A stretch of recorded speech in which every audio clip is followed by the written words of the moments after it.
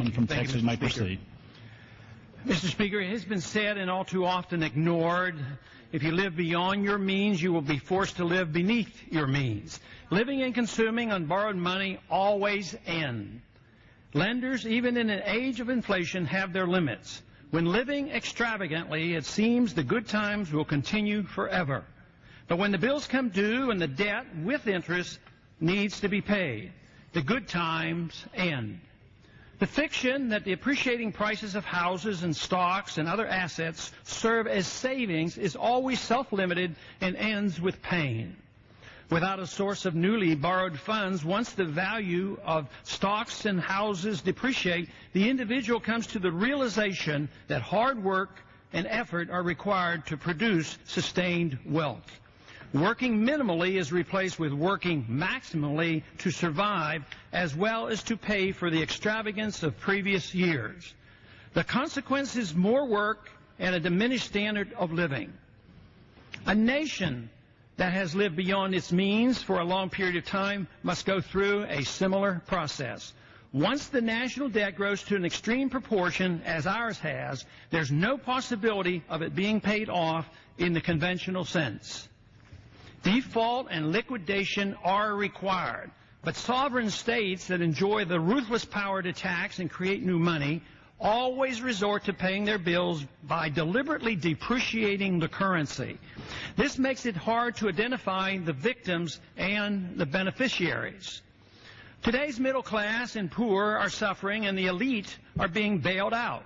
And all the while, the Federal Reserve refuses to tell the Congress exactly who has benefited by its largesse.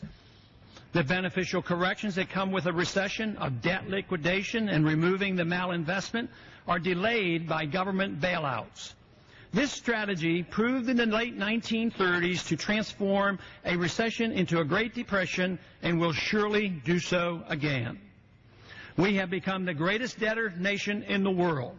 The borrowed money was not used to build our industries, but was used mainly for consumption.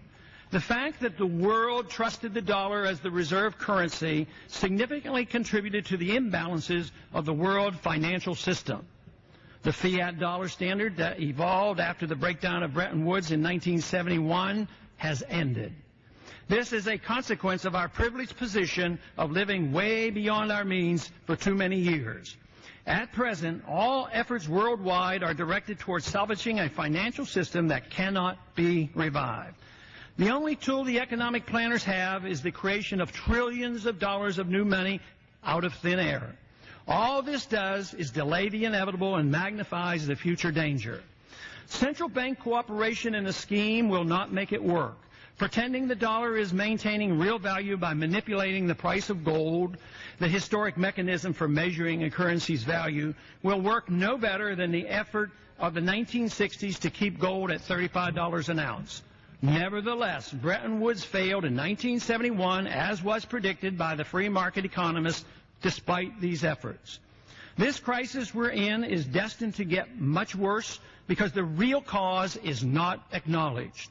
Not only are the corrections delayed and distorted, additional problems are yet to be felt. The commercial property bubble, the insolvent retirement funds, both private and public, state finances, and the university trust funds. For all these problems, only massive currency inflation is offered by the Fed. The real concern ought to be for a dollar crisis, which will come if we don't change our ways. Even massive bailouts cannot work. If they did, no person in the United States would ever have to work again. We need to wake up and recognize the importance of sound money. We need to reintroduce the work ethic. We must once again cherish savings over consumption. We must recognize that an overextended foreign policy has been the downfall of all great nations. And above all else, we need to simply believe once again in a free society, that which made America great. I yield back the balance of my time. The gentleman from New Jersey, Mr.